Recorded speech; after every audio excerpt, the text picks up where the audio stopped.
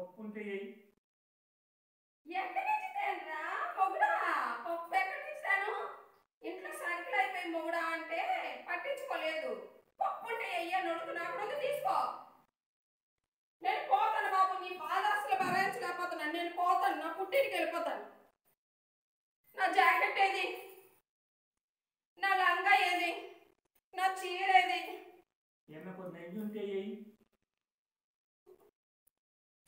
ఇంట్లో సరుకులు లేవు మొగుడా అంటే నెయ్యి ఉంటే ఎయ్యి అని అడుగుతున్నావు. ఎక్కడి నుంచి తేనరా మొగుడా? నేను పోతాను, నీ బాధ అసలు పడలేకపోతున్నాను. నేను పోతాను, మా పుట్టింటికి వెళ్ళిపోతాను. నేను ర్యాపిడ్ బుక్ చేసుకుంటాను. నువ్వు ఇచ్చేసిన దానికి వెళ్ళి బుక్ చెయ్యి, ఏదో బుక్ చెయ్యి, నేను వెళ్ళిపోతాను. నేను నా పుట్టింటికి వెళ్ళిపోతాను. నేను పోతే పోయేదాన్ని అదే కదా పెట్టుకో.